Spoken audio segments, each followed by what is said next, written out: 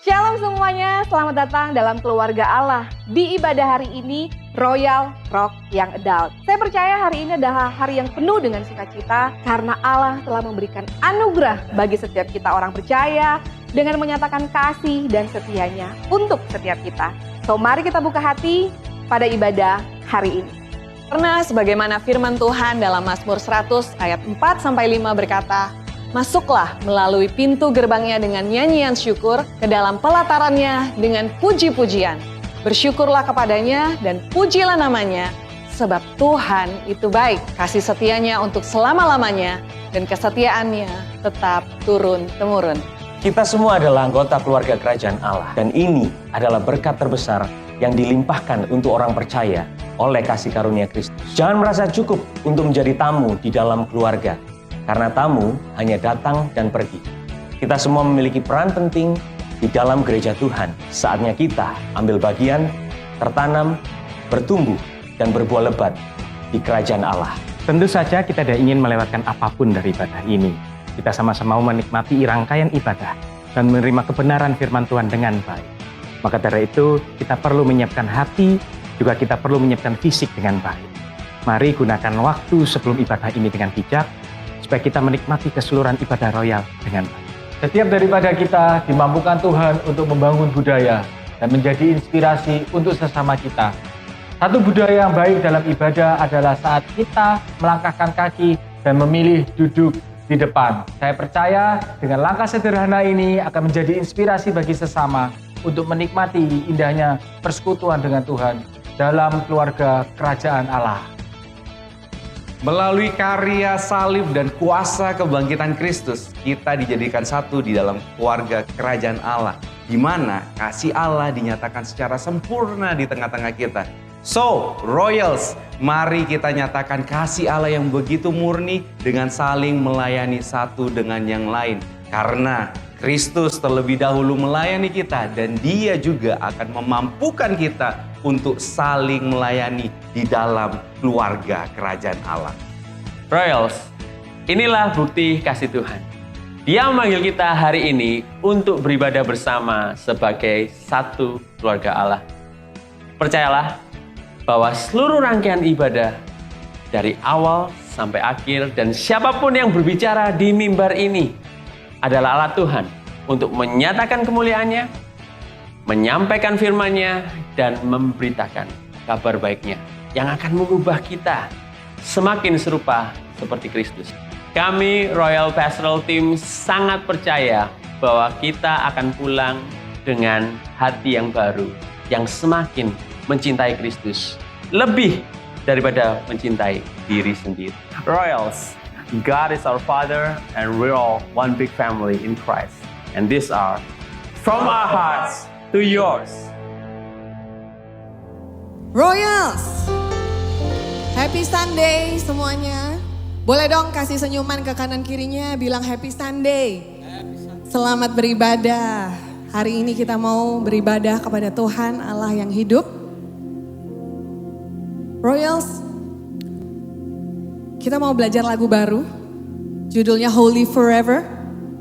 Mungkin multimedia bisa bantu saya untuk menampilkan liriknya supaya jemaat di tempat ini boleh dapat preview dulu ya sebelum kita nyanyikan. 1,000 generations falling down in worship to sing the song of ages to the Lamb. And all who've gone before us and all who will believe will sing the song of ages to the Lamb. Because your name is the highest and your name is the greatest. Your name stands above them all. Dan seterusnya. Royals, hari-hari ini dunia sedang terang-terangan meninggikan, menyembah nama lain selain Allah yang hidup. Dalam banyak video klip musik, dalam banyak musik-musik dunia, film, bahkan buku anak-anak semua diajarkan untuk menyembah musuh kita, yaitu si iblis. Satanic and demonic itu terpampang nyata. Bahkan mereka mengadakan parade-parade di dunia, mocking our God. kita sebagai orang yang percaya, kita harus tetap meninggikan namanya di atas segala nama. Amin. Royals, His name is the highest, His name is the greatest. Mari kita nyanyikan. Your name is the highest, Lord. We worship you, God. You are holy forever.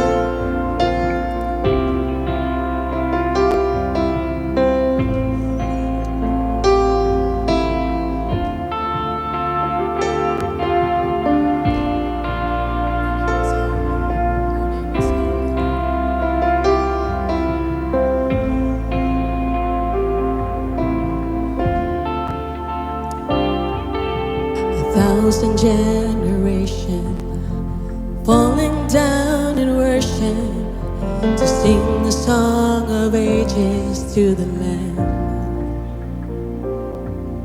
And all who've gone before us and all who will believe will sing the song of ages to the Lamb. 'Cause your name is the highest, your name is the greatest, your name stands above them all. All thrones and dominions, all powers and positions, your name stands above them all. And the angels cry, all creations cries, holy, you are lifted high, holy, holy forever.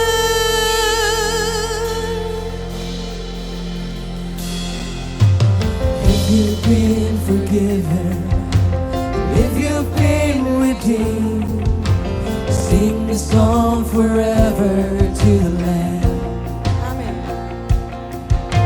If you walk in freedom, and if you bear His name, we'll sing the song forever to the Lamb.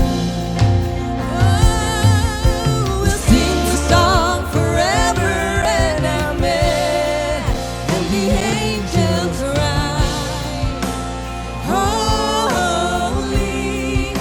Creations cry, holy, you are lifted high, holy, holy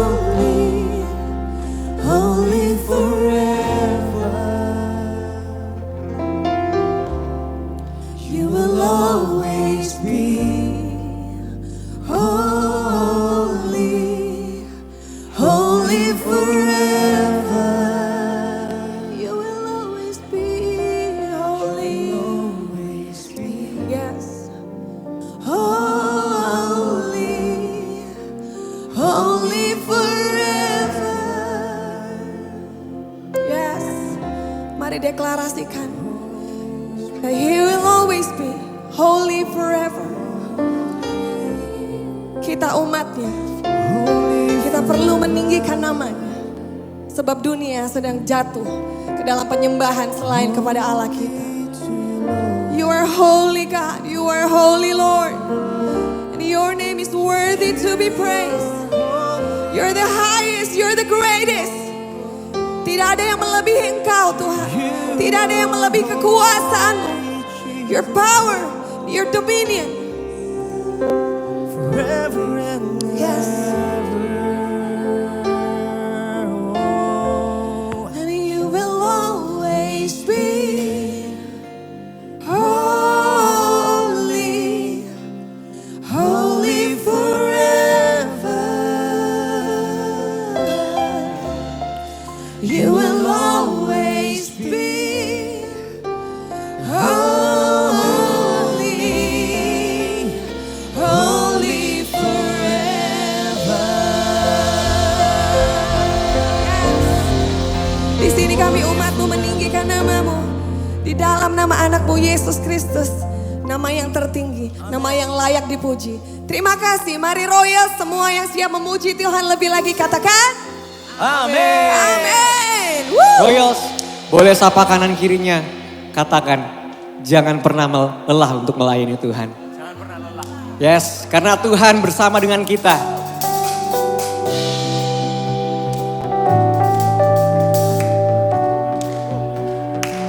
Come on.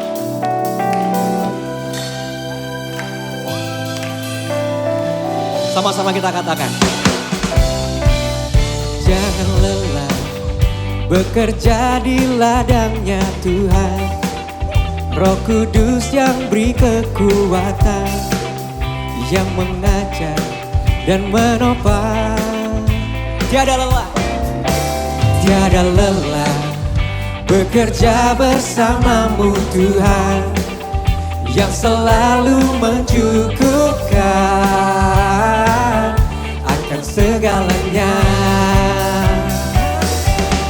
Ratakan tanah bergelombang, timbullah tanah yang berlubang, menjadi siap dibangun di atas dasar iman. Ratakan tanah bergelombang, timbullah tanah yang berlubang, menjadi siap dibangun di atas dasar. Ku takkan lelah bekerja di ladangnya Tuhan. Roh Kudus yang beri kekuatan, yang mengajar dan menopang. Oh, tiada lelah bekerja bersamamu Tuhan, yang selalu mencukupkan akan segalanya. Oh, ratakan tanah bergelombang, timbullah tanah yang berlubang, menjadi siap dibangun di atas dasar iman. Ratakan tanah bergelombang, timbullah tanah yang berlubang, menjadi siap dibangun di atas dasar iman. Sama-sama kita tepuk tangan. Yeah.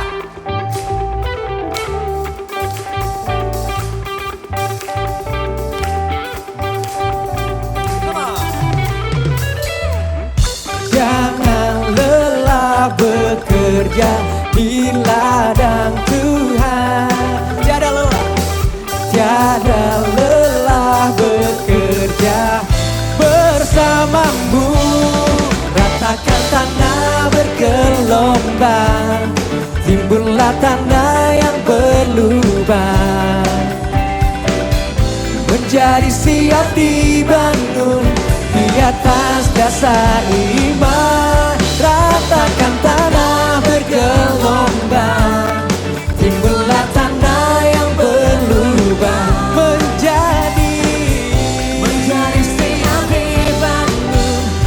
atas dasar iman. Sekali lagi kita katakan, ratakan tanah bergelombang, timbullah tanah yang berlubang, menjadi siap dibangun di atas dasar iman. Ratakan tanah bergelombang, timbullah tanah yang berlubang, menjadi siap dibangun di atas dasar iman, di atas dasar iman. Berikan sorak-sorai untuk Tuhan kita. Sorak-sorai haleluya. Yang percaya bahwa Tuhan kita hebat, katakan haleluya. Come on. Thank you Lord. Thank you for your love. Kami tahu Tuhan kuasa-Mu hebat.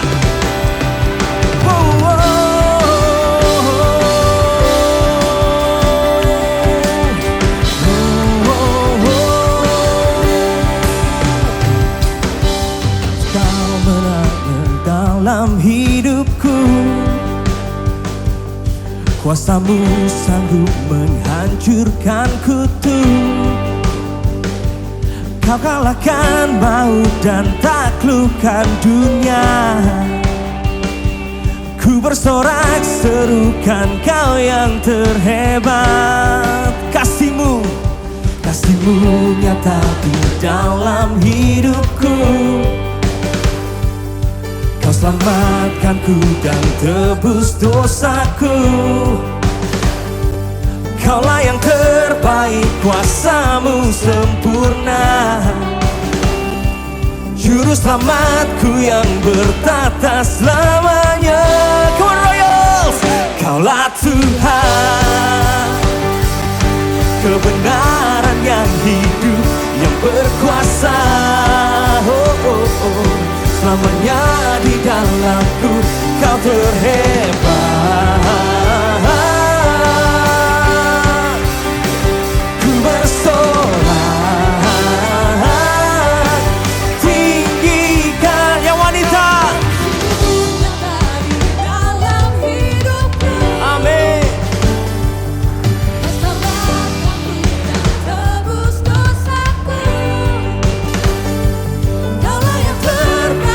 Kuasa-Mu sempurna.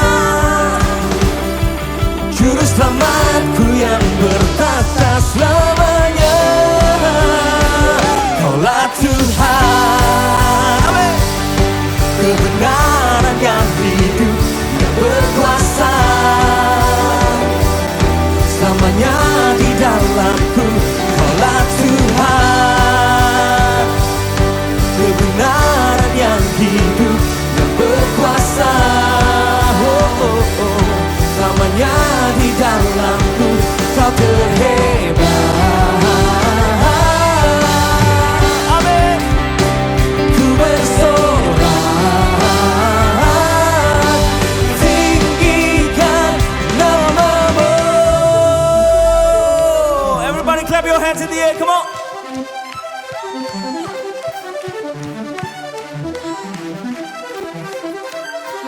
Kau yang terhebat, Yesus Kau terhebat. Ku bersorak, tinggikan nama-Mu.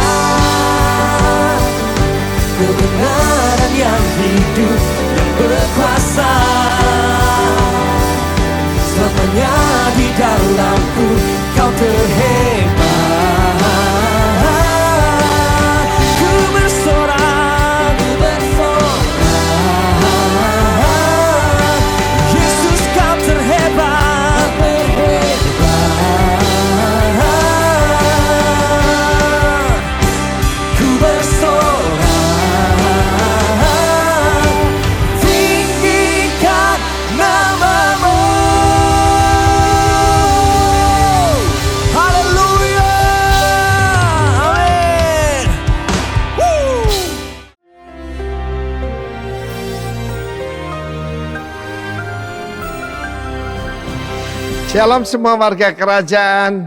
Kita memasuki bulan yang exciting, bulan September.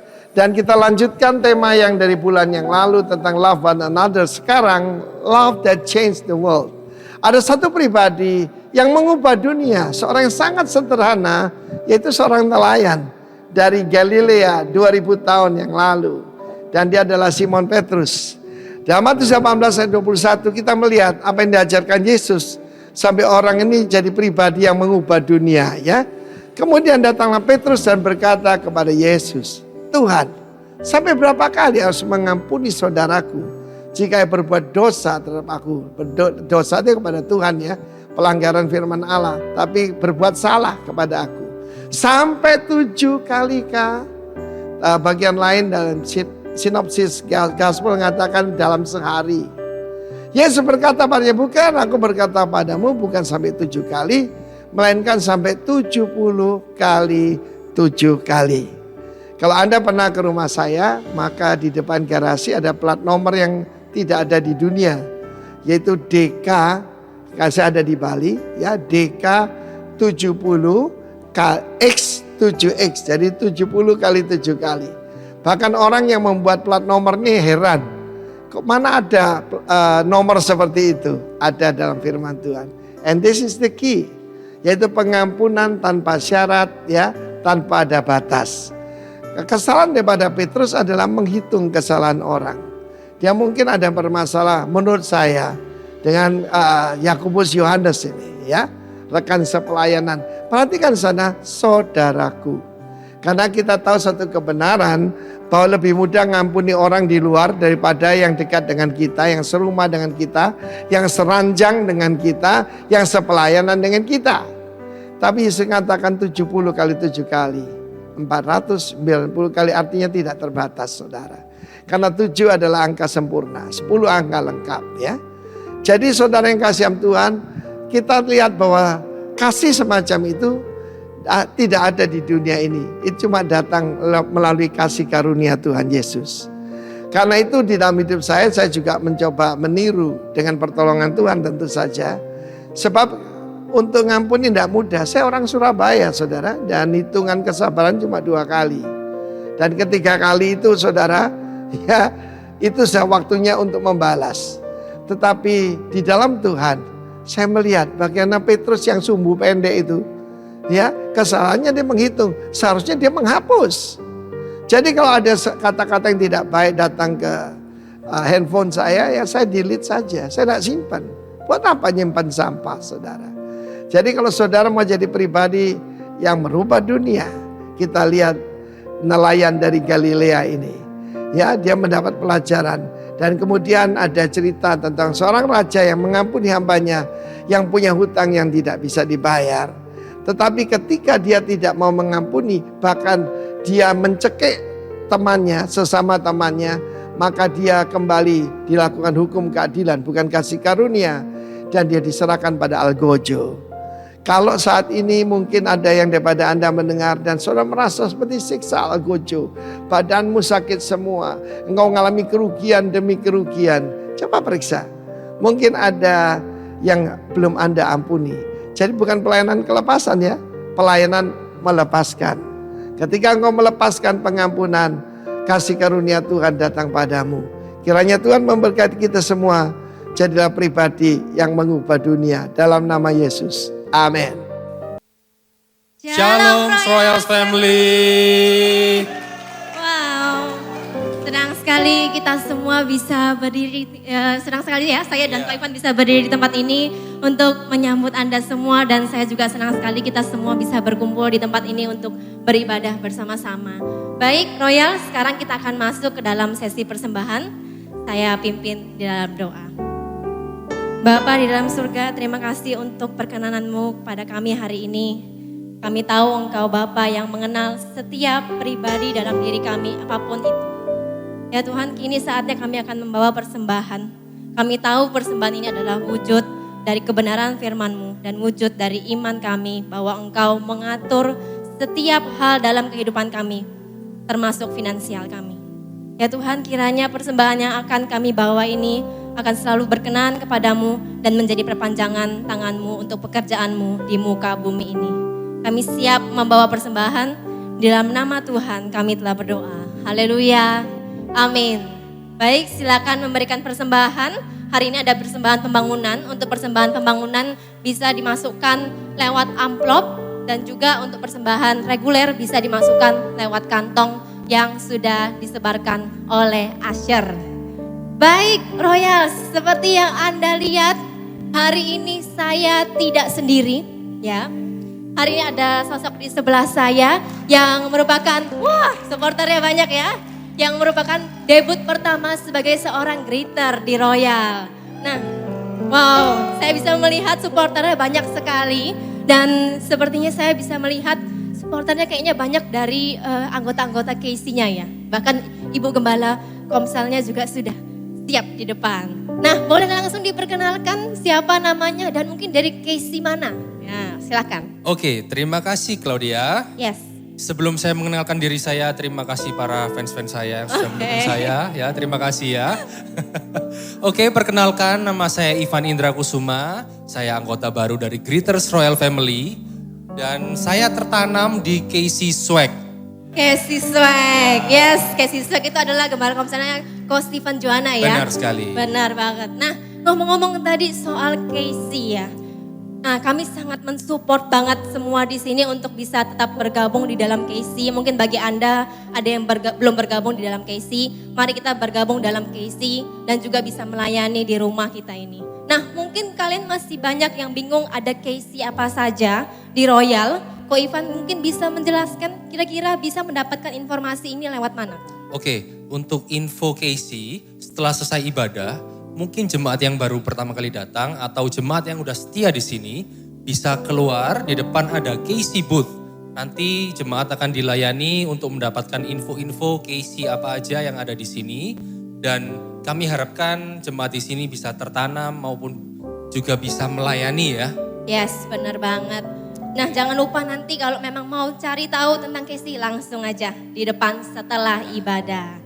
Dan hari ini kita juga akan diberkati oleh tidak hanya praise and worship, tetapi juga orang yang akan membawakan firman Tuhan pada hari ini. Dan dia adalah our royal teaching pastor kita, yaitu Pastor Hizkia Setiawan. Wow, sedikit perkenalan tentang Pastor Hizkia. Kita semua tahu bahwa Pastor Hizkia ini adalah orang yang sangat humoris ya. Di mana dia berada pasti ada tawa canda di tengah-tengah kita. Bahkan kalau berkhotbah itu kita bisa sambil tertawa tapi penuh hikmat ya. Benar banget. Penuh urapan Roh Kudus. Benar banget ya. Jadi Ko Hizkia tidak hanya membawa humorisnya hanya sekedar candaan, tapi dia bisa membuat firman terdengar fun ya. Tidak hanya di gereja, tetapi juga dalam kehidupannya sehari-hari. Dan kalau minggu ini kita diberkati oleh Pastor Hizkia, minggu depan bagaimana Ko? Oke, next week preacher kita akan dilayani oleh royal lead pastor kita yang luar biasa dan berapi-api yang pastinya, yaitu Pastor Andrew Juwana. Luar biasa. Jangan lupa bawa semua teman, keluarga, mari kita berkumpul kembali beribadah di tempat ini. Dan tidak hanya hari Minggu kita diberkati, tapi juga hari-hari biasa kita juga diberkati. Jangan lupa untuk saya selalu ingatkan, langsung follow IG Royal Surabaya yaitu @royals.surabaya. Dan ayo kita join setiap hari Rabu pukul 12 siang kita join di IG Live. Dan minggu ini akan dibawakan oleh Ko Dodi Sujanto. Jangan lupa di reminder ya, bisa di handphone di reminder untuk benar banget. IG Live. Dan selanjutnya Ko? Oke. Untuk selanjutnya, mungkin ada jemaat di sini yang bertalenta dalam musik maupun bernyanyi dan bingung mau disalurkan di mana ya. Jangan disalurkan di kamar mandi aja ya. Mungkin bisa disalurkan di sini karena kami ada Music and Sound Open Recruitment. Jadi ada 2 audisi. Yang pertama pada tanggal 16 September dan yang kedua ada di tanggal 1 Oktober. Ini bukan 2 batch, tapi jemaat boleh pilih tanggal yang fleksibel dengan jemaat. Betul sekali. Dan untuk info lebih lanjut mengenai rekrutmen ini bisa kontak ke Stephen Juwana. Yes, benar. Jadi langsung aja Anda punya talenta bisa memilih salah satu dari tanggal yang sudah tersedia. Oke, selanjutnya saya mengingatkan jemaat bahwa Rock Discipleship Class yang kedua akan diadakan pada hari ini pukul 13.30. Jadi jangan lupa ya, pukul 13.30. Betul sekali.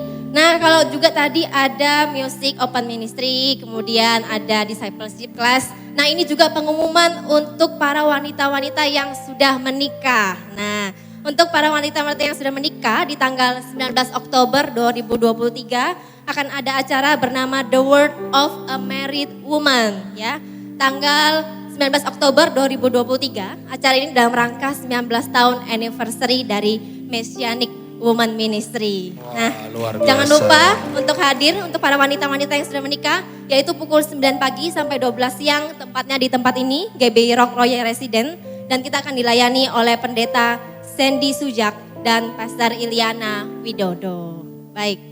Oke. Selanjutnya setelah kita dapatkan makanan rohani di akhir ibadah, mungkin kita dapat makanan jasmani dan snack hari ini adalah roll cake. Wow, roll cake. Terima kasih, sumbangan kasih ini adalah dari salah satu keluarga royal ya. Yes, kami sangat berterima kasih. Kita bisa dengar ya setiap minggu ada yang memberikan sumbangan kasih dalam bentuk pelayanan, memberikan hospitality. Kami dari keluarga royal sangat berterima kasih ya untuk pelayanan ini. Baik, Ko Ivan. Oke, sekian pengumuman hari ini. Saya tutup dengan pantun. Ya, asik. Silakan. Kita pelayanan dengan hati. Cakep, oke. Sampai sekian, Tuhan memberkati. Cakep. Selamat beribadah. Wow, tepuk tangan sekali lagi buat Ivan dan Claudia. Kalau definisi love that changed the world, itu benar-benar Ivan ini benar-benar diubahkan oleh kasih Kristus. Saya nggak pernah nyangka dia akan bisa melayani di depan panggung ya. Kalau kita lihat backgroundnya, wah mungkin dia perlu storyteller nanti ya. Oke, diberkati hari ini, jemaat Tuhan. Saya percaya bahwa tema yang kita jalani hari ini, love that changed the world, itu bukan tentang bagaimana caranya, tapi tentang siapa pribadi yang kita kejar. Saya percaya bahwa sebelum kita menjadi duta kerajaan Allah untuk mengubahkan dunia di sekitar kita, kita perlu diubahkan terlebih dahulu oleh kasih Kristus, amin. Yang percaya saya undang untuk bangkit berdiri. Thank you Lord, thank you Jesus.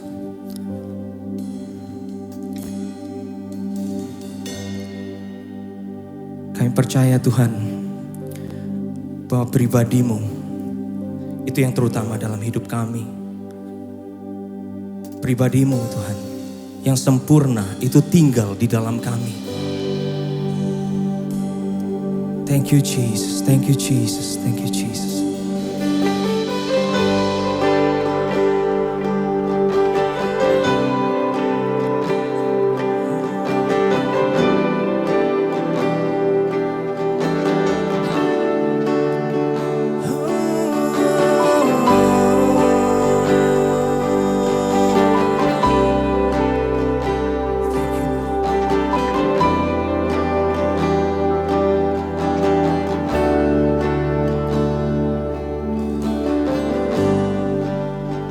Dekat padamu itu rinduku.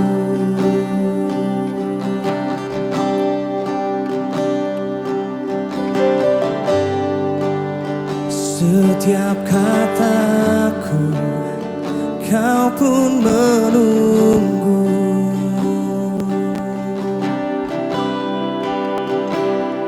Tak kusangka ku temukan satu kasih yang abadi. Kini ku datang dan ku bawa hidupku.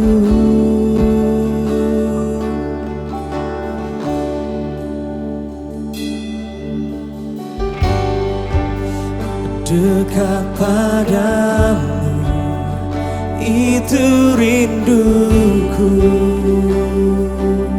Setiap kataku, setiap kataku kau pun menunggu.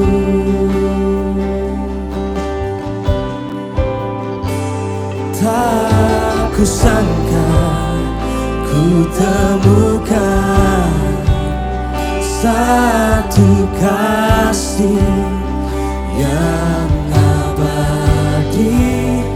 Kini ku datang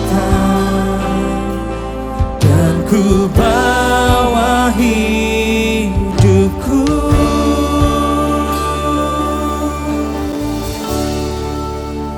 Memandang wajahmu, mengikuti kebaikanmu, mengejar hadirmu di dalam hidupku.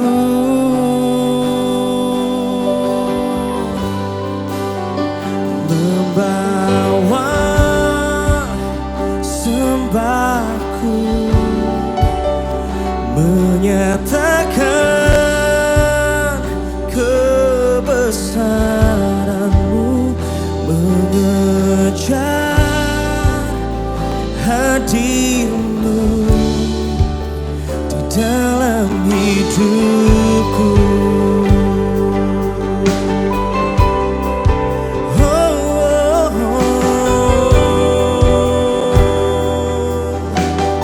Mari Jemaat Royal nyanyikan dekat padamu.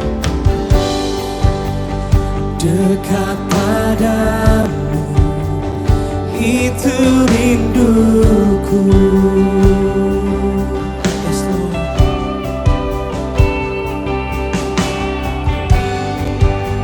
Setiap kataku, kau pun menunggu.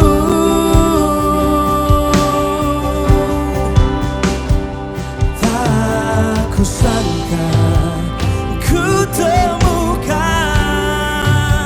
satu kasih yang abadi.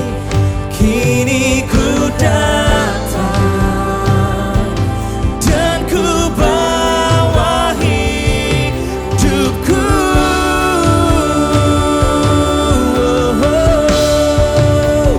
Memandang wajahmu, mengikuti kebaikanmu, mengejar hadirmu di dalam hidupmu.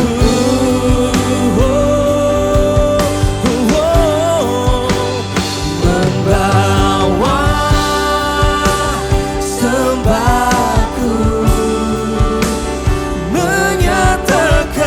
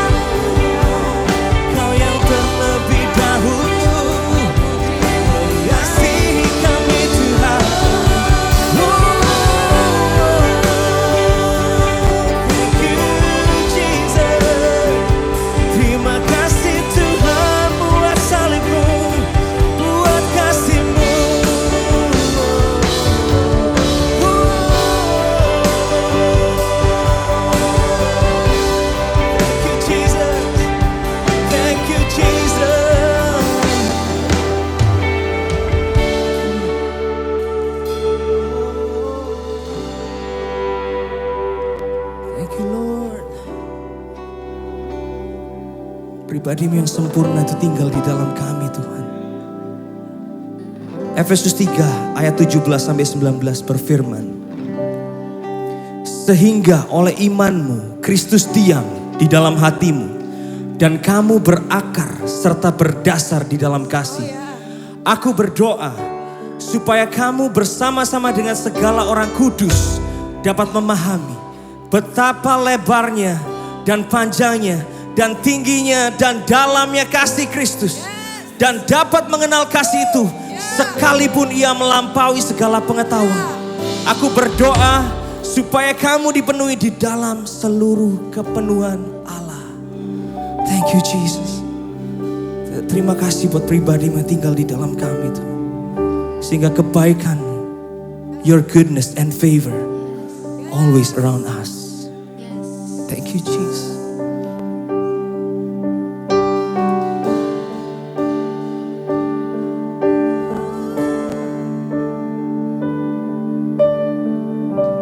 All my life you have been faithful, and all my life you have been so good. With every breath that I am able, oh I will sing of the goodness of God. Mari Royals nyanyikan.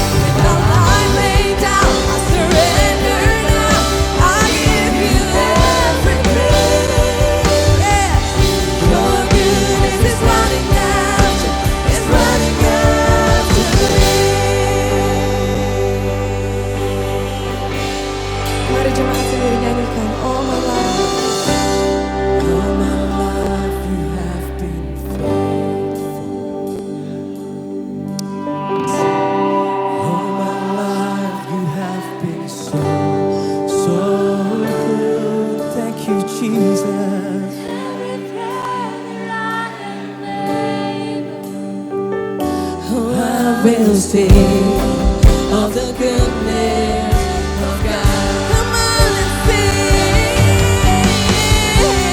All my life you have been faithful,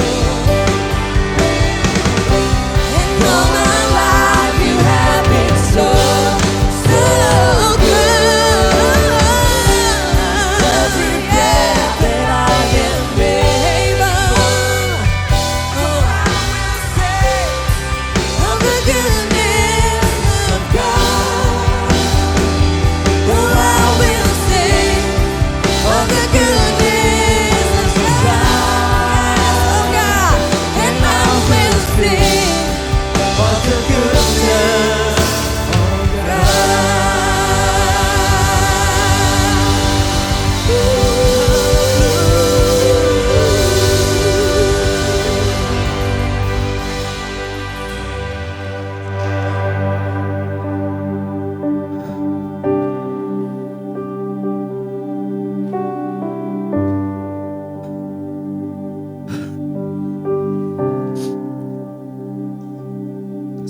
kehidupan kami Tuhan. Dari kami hadir ke dunia ini sampai hari ini. Bukan karena kesetiaan kami mengiring Engkau, tetapi semuanya karena Engkau begitu setia dalam kehidupan kami. Bukan karena kami merelakan segala sesuatu dalam kehidupan kami untuk mengiring Engkau, tetapi karena Engkau meninggalkan tahta-Mu untuk menemui kami orang berdosa ini Tuhan, dan bawa kami masuk dalam kerajaan-Mu. Hidup kami, Engkau setia dalam kehidupan kami Tuhan. Bukan kami yang setia, tetapi Engkau yang setia dalam kehidupan kami. Biar kami mengerti hari ini Tuhan tentang hal ini. Biar kami tahu tentang hal ini hari ini Tuhan. Benar-benar kami memahami. Bukan hanya kami berucap bahwa Engkau setia di dalam kehidupan kami, tetapi kami benar-benar tahu betapa besar kesetiaan-Mu dalam kehidupan kami. Betapa besarnya kesetiaan-Mu dalam kehidupan kami yang tidak bisa diberikan oleh dunia. Dan tidak bisa dilakukan oleh siapapun. Seumur hidup kami pun, kami gak akan setia seperti Engkau Tuhan. Oleh sebab itu kami perlu anugerah-Mu hari ini. Supaya kami bisa mengerti betapa besarnya kesetiaan. Dan kami menghidupi kesetiaan-Mu dengan luar biasa. Kami mengiring Engkau dengan pikiran, dengan kuasa-Mu dalam kehidupan kami. Berfirman hari ini Bapa dalam kehidupan kami. Kami perlu anugerah-Mu, kami perlu hikmat-Mu.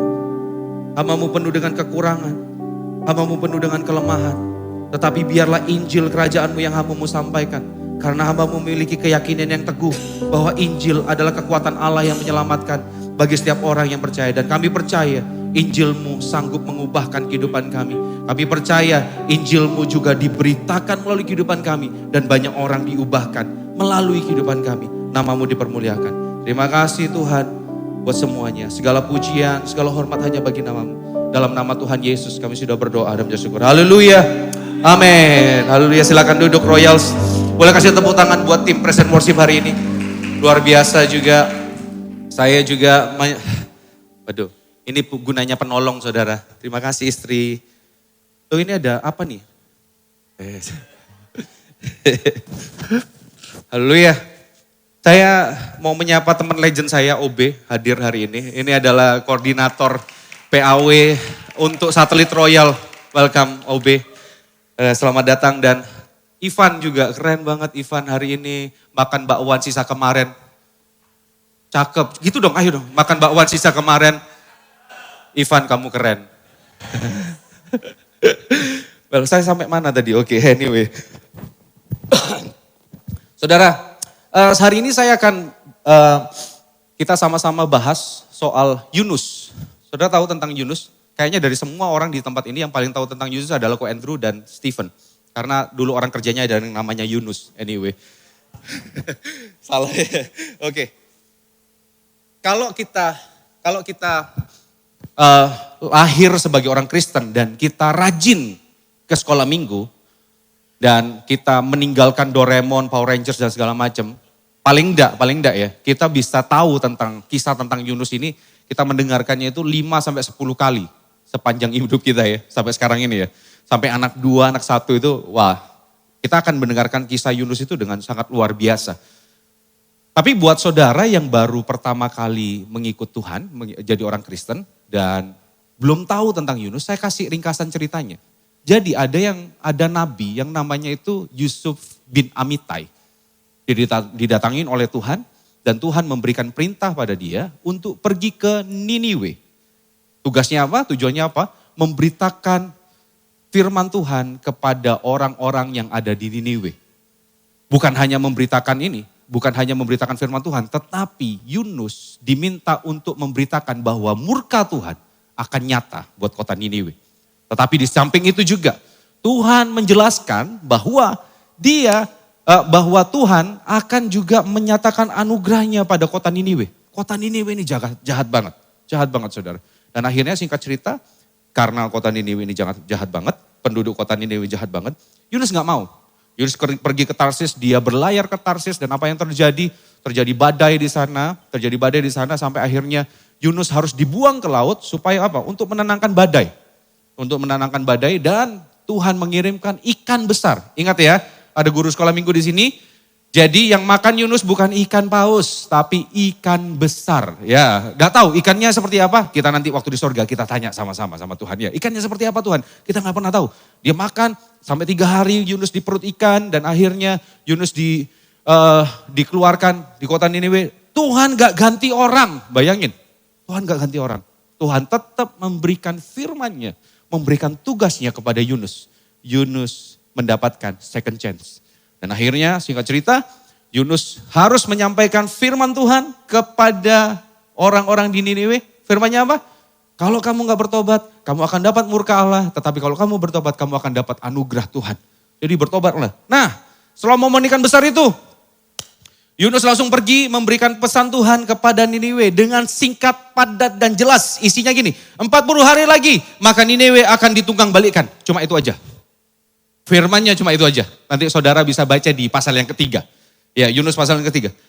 Cuma itu aja. 40 hari lagi maka Niniwe akan ditunggang balikkan. Ini khotbah yang paling gak niat yang pernah saya tahu, Royals. Ini jelek banget. Gak ada intronya, gak ada pantunnya gitu kan. Gak ada lucu-lucunya gitu, gak ada. Langsung aja, gak ada bridgingnya, semuanya gak ada. Segala sesuatu yang saya pelajarin tentang homiletika itu gak ada di sini. Makanya Royals mesti bangga sama pembicara-pembicara di tempat ini. Ada Pastor Richard, Pastor Andrew minggu depan, ada Nancy dan ada berbagai macam pembicara lokal yang akan membawakan firman Tuhan di tempat ini. Mereka kalau nih research, tanya, doa semalam suntuk, puasa dan segala macam. Mereka mempersiapkan diri supaya apa? Firman yang dibagikan itu terdelivery dengan baik. Gak cuma sekedar ini, bayangin Pastor Andrew. 40 hari lagi kamu akan ditunggang berkat. Amin, yuk kita terima doa berkat. Bayangin saudara kalau doa berkat kayak gitu. Ya kan, makan siang saudara cepet banget nanti. Itu cepet banget nanti. Oke, nah tapi gini. Yang luar biasa. Anyway, walaupun dengan khotbah yang sangat singkat. Singkat banget khotbahnya. Tetapi ini mendatangkan revival yang begitu luar biasa di kota Niniwe. Terjadi revival yang luar biasa. Revivalnya gimana? Seluruh jajaran masyarakat dari raja sampai hewan ternaknya disuruh puasa. Supaya apa? Mereka bertobat. Mereka bertobat sampai kalau ada babi di sana suruh ini, udah babinya nggak laku di sana. Kurus soalnya kan. Untung rugi banyak tuh. Untung Andrew nggak di Niniwe waktu itu ya. Anyway, nah jadi waktu itu ya Niniwe semuanya bertobat. For your information ya, Niniwe itu kotanya besar banget. Nih, di Yunus 3 ayat 3b ngomong gini, Niniwe adalah sebuah kota yang mengagumkan besarnya. 3 hari perjalanan luasnya. Besar. Ya kurang lebih kayak Menganti lah. Enggak, bukan Menganti. Anggap aja kayak New York ya. Sudah oke, agak susah juga. Saya gak pernah ke New York soalnya. Agak kayak Surabaya lah. Kayak Surabaya. Ya kayaknya ini besar banget, tetapi begitu Yunus ngomong soal ini, firman Tuhan disampaikan, terjadi revival yang luar biasa. Wow. So, kalau terjadi revival yang luar biasa, itu terjadi di Yunus pasal 3. Harusnya, ini sudah happy ending. Harusnya, kitab Yunus sudah berhenti di pasal 3 aja. Benar gak? Happy ending. Bukankah ini yang diinginkan oleh semua orang? Bukankah ini yang dirindukan oleh Tuhan sendiri? Bukankah hal ini yang seharusnya dirindukan oleh Yunus? Tetapi apa yang terjadi? Masih ada pasal 4. Kenapa kok seperti itu? Karena gini saudara, karena gini. Revival yang dituliskan di pasal 4, di pasal 3 itu ada lanjutannya. Ada lanjutnya. Nah hari ini, mari kita sama-sama pakai sebuah lensa untuk melihat kisah Yunus ini. Kitab Yunus bukan tentang kisah nabi yang tidak taat, dapat hukuman dan hidupnya berubah serta berdampak bagi satu kota besar. Kisah Yunus bukan hanya tentang bagaimana kita menjadi taat dan mendatangkan revival bagi keluarga kita, bagi kota kita, bagi bangsa kita. Tetapi gini, kisah Yunus adalah kisah tentang bagaimana Tuhan mengejar kehidupan Yunus. Bagaimana Tuhan membongkar hatinya dan bagaimana Tuhan mengkalibrasi hatinya Yunus. Ini inti dari kitab Yunus. Mengapa saya begitu yakin tentang ini? Ada yang salah nggak sih sama Yunus? Jelas ada yang salah. Nanti kalau kita sama-sama baca ya. Di pasal yang keempat. Kan tadi saya bilang, harusnya Yunus bersuka cita. Karena apa? Khotbahnya masuk. Masa ada di tempat ini, ibu-ibu, mama-mama di tempat ini, mama-mama di tempat ini. Masak nih. Terus disidangkan sama keluarganya, anak-anaknya. Terus anak-anaknya makan dengan lahap, dihabisin semuanya. Suaminya makan dengan lahap, nambah-nambah. Terus marah. Ngapain sih dihabisin? Makanan enak gini kenapa dihabisin? Ada yang marah-marah seperti itu? Pasti mama-mama puas kan? Wih ngeliat anaknya makan di kurasan. Waduh seneng banget gitu kan. Seneng banget dan segala macam. Tapi ini aneh. Kok ya bisa marah Yunus? Berarti ada satu hal yang harus diubahkan dalam kehidupan Yunus. Respon yang sangat janggal pada Yunus. Niniwe sudah bertobat, tetapi Yunus melihat ini sebagai sebuah mudarat, bukan berkat. Ini mungkin, aduh kok bertobat sih? Kalau gitu kan? Iya, mari kita sama-sama kita telaah hati kita. Dan sama-sama kita telaah hati kita hari ini. 2 minggu lalu masih ingat ada Pastor Samir Rosid di tempat ini. Beliau menyatakan gini, ada heart check. Tapi hari ini kita sama-sama akan lakukan heart surgery. Kita operasi hati kita. Ini yang disampaikan Pastor Samir Rosid kan. Kita harus terus memantau kondisi hati kita. Dan ini adalah salah satu yang Tuhan ingin kita lakukan terus menerus. Heart check. Dan dioperasi, biarkan Roh Kudus bekerja dalam kehidupan saudara hari ini. Invasi yang ingin Tuhan kerjakan adalah dengan mengkalibrasi hati kita. Jangan sampai kita tahu dan menjalankan sudut pandang ini. Revival is you and will happen through you. But we never enjoy when God do a revival in your life. Cara Tuhan bekerja lebih dalam di hidup kita dengan cara lebih dahulu mengkalibrasi hati kita. Setelah itu melakukan invasi melalui kehidupan kita. Harusnya seperti itu. Tuhan memang rindu memakai saudara dan saya untuk menjadi saksinya. Tuhan juga rindu memakai saudara dan saya untuk menyatakan kasih dan kuasanya di kehidupan kita di luar. Di keluarga kita, tempat kerja kita, tempat kuliah kita. Tuhan rindu untuk itu. Apalagi tema kita adalah love that changed the world. Pertanyaan yang sama-sama kita renungkan hari ini adalah seperti ini. Does His love change your world? Apakah kasihnya itu sudah mengubah kehidupan? Apakah kasihnya benar-benar mengkalibrasi hati kita? Terus bagaimana sih cara Tuhan mengejar Yunus? Di pasal yang keempat, Tuhan mengejar Yunus dengan caranya yang klasik, namun asik. Klasik banget caranya Tuhan. Caranya gimana? Memberikan sebuah pertanyaan. Pertanyaan yang dilontarkan Tuhan kepada Yunus apa? Layakkah engkau marah? Dan ini selalu Tuhan kerjakan ketika dia ingin menyatakan, ketika dia ingin mengkalibrasi hati setiap orang, setiap tokoh yang ada di Alkitab. Dia selalu melontarkan sebuah pertanyaan. Adam ketika jatuh dalam dosa, Tuhan ngelakuin apa? Melontarkan pertanyaan, Adam di manakah engkau? Musa ketika akan diutus, Musa ditanya lagi, apa yang ada dalam tanganmu? Semuanya seperti itu. Bahkan Petrus ditanya, Simon bin Jonah, apakah engkau mengasihi aku? Dengan pertanyaan. Jika Tuhan datang dalam kehidupanmu hari ini dengan sebuah pertanyaan yang Tuhan inginkan, bukan sebuah jawaban sebenarnya, tapi sebuah perenungan. Tuhan Tuhan gini nih, enggak. Tuhan enggak butuh bantahan apalagi. Kalau saudara bantah ke Tuhan, enggak bisa terus salah gitu, terus mulai Tuhan mau marah, terus saudara bisa gini, bercanda, enggak mungkin bisa saudara. Gak bisa. Bercanda Tuhan, bercanda please. Enggak bisa saudara, enggak bisa. Yang kita butuhkan ketika Tuhan melontarkan sebuah pertanyaan dalam kehidupan kita, renungkan itu.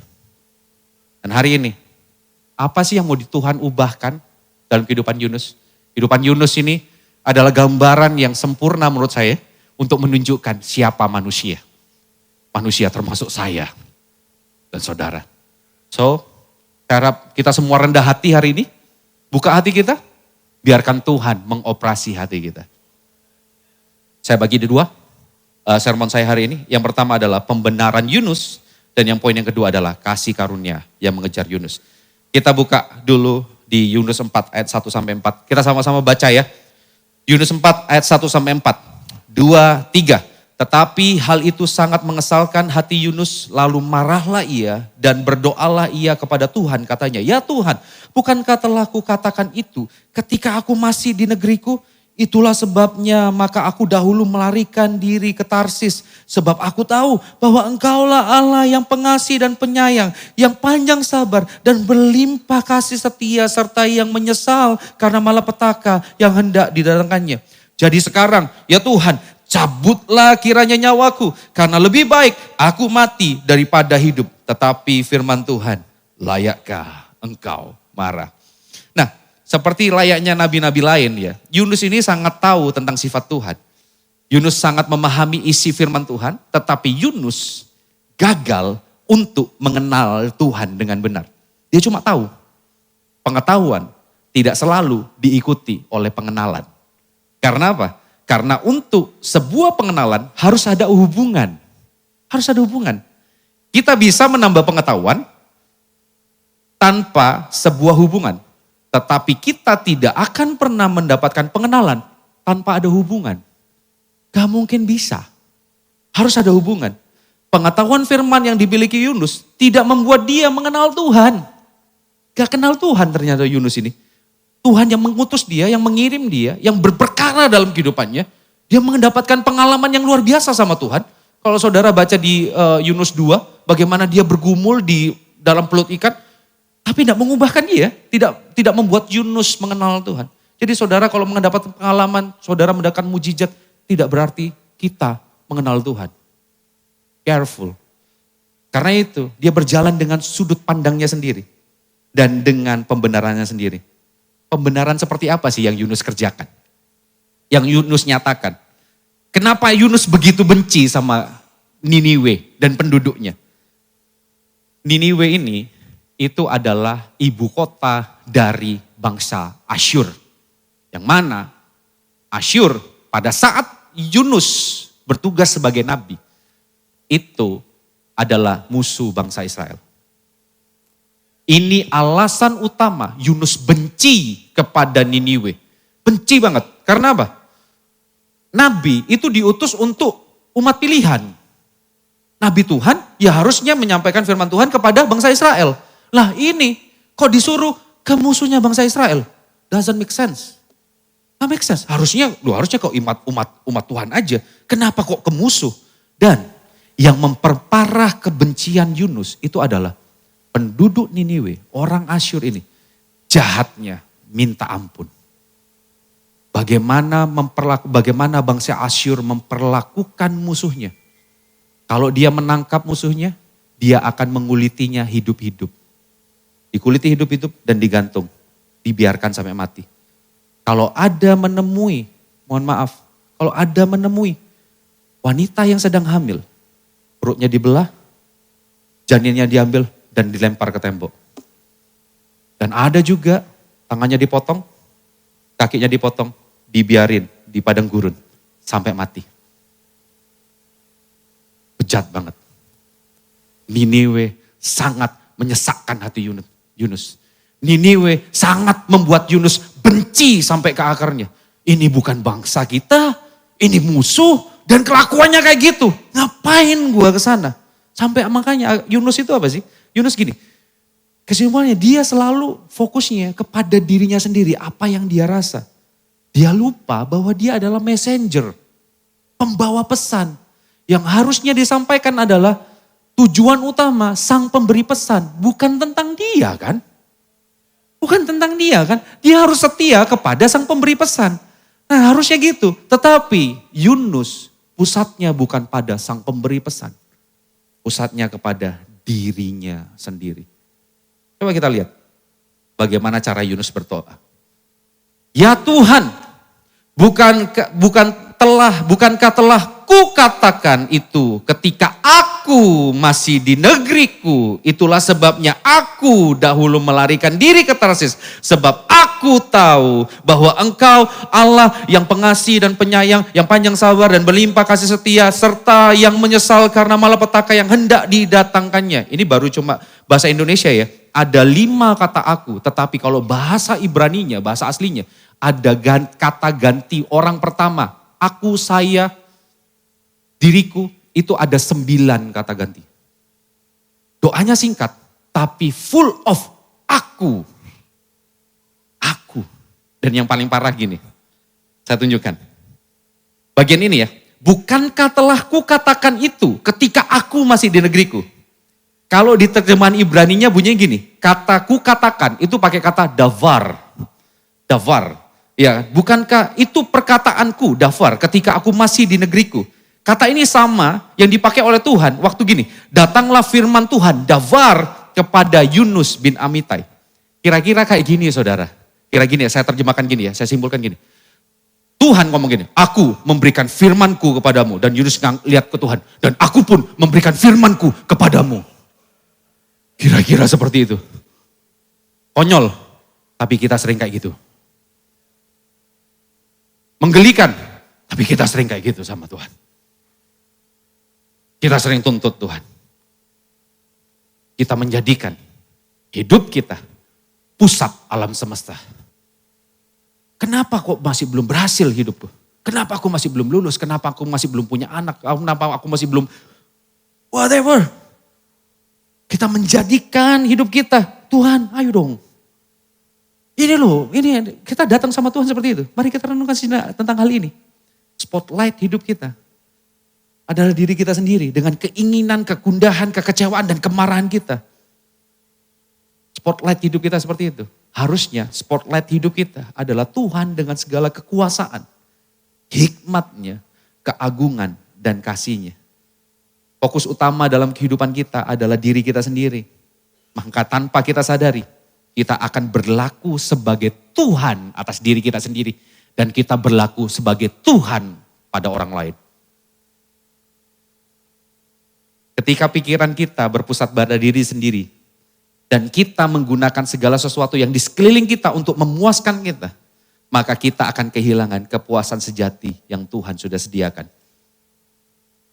Mari sama-sama kita sadarin satu hal. Ini basic. Basic sekali, tapi kita sering lupa. Saya pernah sampaikan ini waktu saya mengajar di kelas believer class. Saya sampaikan ini. Firman Tuhan adalah untuk kita, tetapi bukan tentang kita. Alkitab yang saudara baca, itu untuk kita, tapi bukan tentang kita. Firman Tuhan dinyatakan supaya setiap manusia bisa mengenal siapa Tuhan. Itu cara Tuhan untuk memperkenalkan dirinya. Jadi firman Tuhan memiliki tujuan untuk menyingkapkan pribadi Tuhan dan bukan sebagai sarana untuk memenuhkan kebutuhan kita. Seringkali kita justru menggunakan ayat, perkatakan ayat, klaim beberapa ayat, bahkan menjadi sebuah mantra dalam kehidupan kita. Saya tidak menyatakan bahwa saudara nggak perlu hafal ayat aja. Istri saya ini paling jago hafal ayat. Kadangkala ya kita akhirnya salah menentukan firman Tuhan. Akhirnya jadi mantra dalam kehidupan. Kalau mau pergi, ayo sama-sama kita baca Mazmur 91. Supaya kita lepas dari malapetaka. Well, itu janji Tuhan. Tapi kalau kita menggunakannya dengan konsep seperti itu, apakah itu yang Tuhan mau? Bukankah firman Tuhan tentang Tuhan? Buat untuk kita, tapi tentang Tuhan. Apakah kita bisa mengenal Tuhan? Waktu kita baca Mazmur 91, pribadi Tuhan apa yang kita kenal pada saat itu? Atau hanya kita ingin, Tuhan lindungi aku, Po. Kita kira bahwa Tuhan itu satpam dalam kehidupan kita. Pas pampres, kita dong presidennya. Come on. Seringkali kita gagal untuk ini. Tadi lagu pertama dia kan ngomong semua bangsa, semua generasi, semuanya menyembah Tuhan yang kudus. Pertanyaannya, saudara setuju bahwa hidup kita adalah penyembahan? Setuju? Hidup kita ada penyembahan. Tetapi seringkali ya, kita gagal melakukan penyembahan. Karena apa? Kita gagal untuk melihat Tuhan di sana. Yang ingin lebih menonjol dalam kehidupan kita adalah aku. Gimana caranya aku menonjol? Gimana caranya aku lebih terkenal, lebih mendapatkan apresiasi dari orang, lebih mendapatkan cuan? Gimana caranya? Saya tidak menentang saudara mendapatkan cuan, tapi ketika itu menjadi pusat utama, itu akan jadi penyembahan kita di sana. Bukan lagi Tuhan yang berarti dalam kehidupan kita. Firman Tuhan seharusnya menjadi sarana bagi kita untuk mengenal Tuhan dan mengetahui serta memahami pikirannya yang jauh melampaui pikiran kita. So, things above. Pikirkan yang di atas. Pikirkan apa yang Tuhan pikirkan dalam kehidupan kita. Seringkali kita selalu egois sehingga firman Tuhan itu gagal masuk dan bekerja dalam hati kita. Sama kayak Yunus, kita cenderung menyampaikan dan memaparkan apa yang ada dalam hati kita. Dan kita enggan untuk mendengarkan apa yang Tuhan ingin paparkan dalam kehidupan kita. Sama kayak gitu kan. Coba, minggu lalu Pastor Daniel Januar di tempat ini juga menyatakan bahwa kitalah saluran berkat. Gimana kita mau jadi saluran berkat kalau kita tidak menerima firman itu dalam kehidupan kita? Bukankah itu firman harus nyampe dulu dalam hidup kita kan? Baru kita bisa sampaikan pada orang lain. Bagaimana kita bisa, kalau ada beberapa reviewer makanan, bagaimana dia bisa mereview makanan kalau belum pernah coba restorannya? Ya kan? Gimana caranya? Mau ngomong apa? Gak bisa. Makanya firman Tuhan harus masuk dalam kehidupan kita. Baru kita menjadi berkat bagi orang lain. Mungkin saudara berpikir gini, terlalu berlebihan kayaknya kalau aku disandingkan sama Yunus. Aku gak sampai minta mati kok. Ya, gak sampai minta mati. Gak sampai segitunya aku sama Tuhan. Tuhan, ini firmanku sama kamu. Oh. Tapi mari kita sekali lagi, mari kita sama-sama rendah hati hari ini. Seringkali ya, kita merebut hak orang lain dengan cara mengarahkan orang tersebut untuk memenuhkan kebutuhan kita. Tanpa kita sadarin, kita merebut hak orang lain. Kita mencoba untuk jadi Tuhan bagi orang itu. Contoh yang sering paling ditemuin adalah di parenting. Di bagaimana kita jadi orang tua. Seberapa banyak dari kita sebagai orang tua memaksakan keinginan kita kepada anak-anak kita. Secara rapi tersusun, secara dengan kolektif, masif, dan repetitif kita lakukan kepada anak-anak kita. Enak ikinyo, enak masuk hukum aja. Repot nanti kalau dihukum sungguhan kan repot ya. Tidak masuk kayaknya ya. Secara rapi tersusun kita memasukkan setiap keinginan kita. Supaya kita apa? Anak kita memenuhi keinginan kita sendiri. Tanpa kita sadari, kita sedang merebut hak mereka untuk bertumbuh dan berkembang sesuai dengan rencana Tuhan. Tanpa kita sadari, kita menjadi Tuhan atas anak kita. Dan tanpa kita sadari, kita tidak mengajarkan anak-anak kita untuk takut dan mengenal Tuhan. Tetapi justru membawa mereka lebih mengerti dan mengenal kita. Seringkali seperti itu. Saya dalam tahun ini, dalam kurun waktu 3 bulan ini saya melakukan pemberkatan nikah 2 kali. Dipercaya untuk melakukan pemberkatan nikah 2 kali. 22 Juli, Richard dan Fanny, dan yang kemarin banget kita ketambahan 1 pasangan lagi, atau Stephen dan Agnes, saya memberkati. Saudara ingat waktu menikah, janji nikah itu bukan antara suami istri aja ya. Jadi bukan, oke, aku akan mencintai engkau sampai maut memisahkan, dalam keadaan sehat ataupun sakit, dalam keadaan kelimpahan atau kekurangan dan segala macam. Tetapi ingat, ada janji nikah juga. Membawa anak-anak untuk takut kepada Allah Bapa, Putra, dan Roh Kudus dalam nama Tuhan Yesus. Kita gagal melakukan ini. Kita menjadikan kita Tuhan dalam kehidupan mereka. Saya bukan orang tua sempurna. Saya bisa seperti itu saudara. Tapi mari kita sama-sama men-set pikiran kita, hati kita untuk membawa anak-anak kita kepada Tuhan. Bukan kita yang jadi Tuhan. Kita jadi saluran berkat. Kita menunjukkan arah, mendidik mereka untuk takut pada Tuhan. Seberapa banyak dari kita, mari kita jujur, termasuk saya. Seberapa banyak dari kita lebih susah kalau anak kita nggak bisa baca daripada anak kita nggak tahu ceritanya tentang Daniel. Kita lesin anak kita, Senin lesin pingpong, Selasa tenis, Rabunya golf, selanjutnya lempar lembing, tari kecak, semua kita lesin semua. Supaya apa? Supaya nanti enak, nyaman. Tapi kita lupa. Ngajar firman enggak? Itu termasuk saya. Apakah nilai-nilai?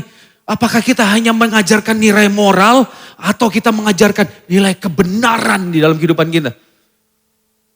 Jujur saya bingung, anak saya masih terbata-bata ketika membaca. Tetapi yang paling memuaskan saya ketika istri saya tanya, Tuhan Yesus sayang Koko Dion? Sayang. Gimana cara sayangnya? Mati disalib buat Koko Dion. Itu memuaskan saya. Kita semua nggak pernah bisa jaga anak kita sampai kapanpun. Gak akan pernah bisa. Apalagi anak-anak kita akan hidup di dunia yang semakin hari semakin hancur, saudara. Tapi satu hal yang akan menjaga anak kita ketika kita menyatakan kebenaran dalam kehidupan mereka. Mereka tahu kepada siapa mereka berharap. Bukan lagi kepada kita, tapi kepada Tuhan. So hari ini coba renungkan. Kita mengambil hak mereka untuk mengenal Tuhan melalui kehidupan kita. Termasuk saya. Hari ini, mari kita sama-sama belajar. Dalam segi kehidupan kita, dalam pelayanan gereja Tuhan, kuliah, bekerja sebagai karyawan atau bahkan sebagai bos. Seringkali kita dibunuh dan dihancurkan dengan harapan kita sendiri. Seringkali kita rapuh dan hancur hati ketika segala hal dalam kehidupan kita tidak sesuai dengan apa yang kita kehendaki. Sama kayak Yunus, yang secara tidak langsung kita ingin berkuasa atas Niniwe.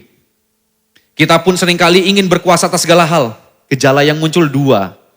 Yang pertama itu jadi rapuh, kayak Yunus, aku pengen mati aja, aku pengen quit aja. Atau yang kedua, tontonan ya, tak duduk no bekon. Tak tunjukin. Kita cari atensi, kita lupa esensi. Kita cari bagaimana supaya orang itu kasih atensi buat kita. Coba, mari kita renungkan hal ini.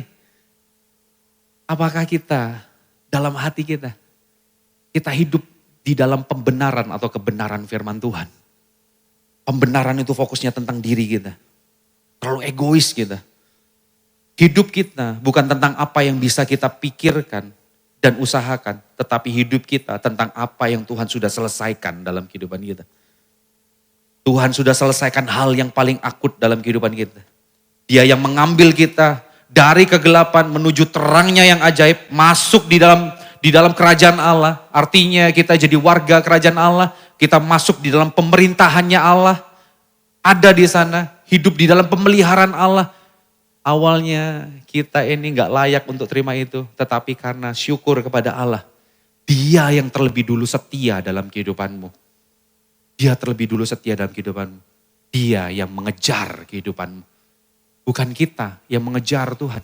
Tetapi Tuhan yang mengejar kita. Hari ini saudara, landaskan setiap rancangan kita bukan pada perasaan dan keinginan. Karena hal tersebut hanya akan membawa kita pada kehancuran. Tetapi landaskan setiap rancangan kita pada kebenaran. Karena ini akan membuat kita hidup di dalam pertumbuhan. Jadi kalau kebenaran firman Tuhan disampaikan oleh siapapun di tempat ini, jangan baper saudara. Mesti baper sih. Yang gak boleh itu baper bawa perasaan. Yang harusnya ada itu adalah baper bawa pertumbuhan. Jangan bawa perasaan. Ingat kebenaran firman disampaikan itu untuk bawa pertumbuhan. So, Tuhan masih bergerak untuk mengkalibrasi hati Yunus. Apalagi yang Tuhan bongkar selain pembenaran hidup Yunus. Kita masuk poin yang kedua. Kasih karunia yang mengejar Yunus. Saya baca di ayat 5 sampai ke 11. Yunus telah keluar meninggalkan kota itu dan tinggal di sebelah timurnya. Ia mendirikan di situ sebuah pondok dan ia duduk di bawah naungannya menantikan apa yang akan terjadi atas kota itu. Lalu atas penentuan Tuhan Allah tumbuhlah sebatang pohon jarak melampaui kepala Yunus untuk menaunginya agar ia terhibur dari kekesalan hatinya. Yunus sangat bersukacita karena pohon jarak itu. Tetapi keesokan harinya, ketika fajar menyingsing, atas penentuan Allah datanglah seekor ulat yang menggerek pohon jarak itu sehingga layu. Setelah sesudah matahari terbit, maka atas penentuan Allah bertiuplah angin timur yang panas terik. Sehingga sinar matahari menyakiti kepala Yunus. Lalu lebahlah ia lesu dan berharap supaya mati, katanya. Lebih baik aku mati daripada hidup. Tetapi berfirmanlah Allah kepada Yunus, layakkah engkau marah karena pohon jarak itu? Jawabnya, selayaknya lah aku marah sampai mati. Lalu Allah berfirman, engkau sayang kepada pohon jarak itu, yang untuknya sedikit pun engkau tidak berjerih payah. Dan yang tidak engkau tumbuhkan, yang tumbuh dalam satu malam dan binasa dalam satu malam pula. Bagaimana tidak aku akan sayang kepada Niniwe, kota yang besar itu, yang berpenduduk lebih dari 120.000 orang, yang semuanya tak tahu membedakan tangan kanan dari tangan kiri, dengan ternaknya yang banyak. Ini yang Tuhan akan bongkar dalam kehidupan Yunus dan dalam kehidupan kita hari ini. Yunus sangat terbakar oleh amarah, ya. Dia nggak bisa kontrol emosinya. Perhatikan ayat yang kelima, apa yang dilakukan Yunus? Yunus pergi meninggalkan kota tersebut dan dia membangun pondok di sana. Kan firmannya jelas. Yunus datang ke Niniwe, sampaikan kalau mereka nggak bertobat, mereka dapat murka Allah. Kalau mereka bertobat berarti diampuni. Gitu kan? Apa yang terjadi? Kalau saudara baca di pasal yang ketiga, mereka bertobat. Revival terjadi, tadi saya sudah bahas. Tapi apa yang terjadi sama Yunus? Dia pergi ke seberang kota dan dia lihat. Dia lihat Niniwe. Dia melihat bukan menantikan anugerah Tuhan nyata pada Niniwe. Dia menantikan, jangan-jangan Tuhan berubah pikiran dan menghancurkan Niniwe. Bukan hanya berharap, dia sangat menginginkan kehancurannya Niniwe. Sangat. Wes Tuhan, hancur no wes. Wes matiin aja lah. Matiin aja. Yunus terikat oleh kekesalan hatinya. Seumur hidupnya, dia berada dalam kemarahannya dia. Dia dihancurkan oleh kemarahannya. Dia dihancurkan oleh keinginannya dia. Tapi satu hal yang saudara, saya mau sampaikan. Pada dasarnya, seumur hidup Yunus, itu mendapatkan kasih karunia Tuhan. Coba lihat. Jika Tuhan konsisten kepada firman-Nya kepada Niniwe. Kalau kamu tidak bertobat, kamu dapat murka. Orang yang pertama mendapatkan murka Allah itu adalah Yunus. Dia pergi ke Tarsis. Tapi toh demikian. Apakah Tuhan murka sama Yunus? Oh murka. Murka his. Kan kena badai. Ingat. Kena badai, dilempar ke laut, badai berhenti. Apa yang terjadi? Orang-orang yang ada di kapal itu semuanya bertobat. Anugerah Tuhan nyata melalui kehidupan Yunus yang tidak taat itu. Dan Yunus dimakan ikan besar. Di dalam ikan besar. Dia pun Tuhan memberikan second chance. Dilepeh di Niniwe, dia dikasih tugas lagi. Seumur hidupnya Tuhan memberikan grace by grace by grace by grace in his life. Tapi dia gak mau ketika anugerah Tuhan nyata kepada orang lain. Permasalahan Yunus itu berbeda dengan permasalahan orang ateis. Orang ateis itu adalah gini, why bad thing happen for a good people. Tetapi Yunus berpikir, kenapa sesuatu yang baik terjadi kepada orang yang jahat? Itu masalahnya Yunus. Kita sering kayak gitu kan? Kita enggan bersuka cita pada berhasilan. Kita lebih suka. Oke, kita berempati, kita lebih suka. Tapi kita bersuka cita, kita gagal kadang-kadang. Coba jujur. Iya kan? Kita jujur sama kita. Termasuk saya waktu saya menyiapkan ini. Jangan-jangan saya seperti itu. Ketika orang lain mendapatkan anugerah Tuhan, kita gagal untuk ini. Kita lebih suka apa? Orang lain, apalagi musuh kita yang kita benci banget. Itu mendapatkan 2 kali lipat dari kehidupan kita. Ada satu hari orang Madura didatangin sama malaikat. Tuhan ngirim saya ke kamu. Kamu mau minta apapun, boleh. Sungguhan ini mau dikasih. Sungguhan dikasih. Oh iya, malaikatnya orang Madura juga. Ongkuan, iya ongkuan. Kapi. Wah, ada orang Madura di sini? Ada translate di sini. Saya tanya gini, tapi cuma beda satu. Syaratnya beda satu. Apa itu syaratnya? Tidak apa-apa dah, syaratnya cuma satu kan? Tidak apa-apa. Syaratnya cuma satu. Satu permintaan, syaratnya gini. Kalau kamu minta sesuatu, dikabulkan pasti. Tapi untuk itu akan dikabulkan pada orang yang kamu benci, itu jadi 2 kali lipat.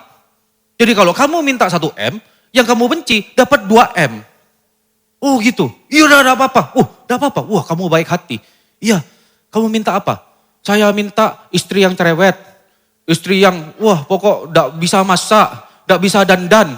Terus, wah cemburuan dan segala macam. Oh iya, ya sudah. Kamu minta istri kayak gitu? Iya, saya minta istri kayak gitu. Oh iya, dikabulkan sama Tuhan. Dia punya istri yang cerewet, gak bisa dandan, gak bisa masak, cemburuan, segala macam. Wah, dapat dia gitu.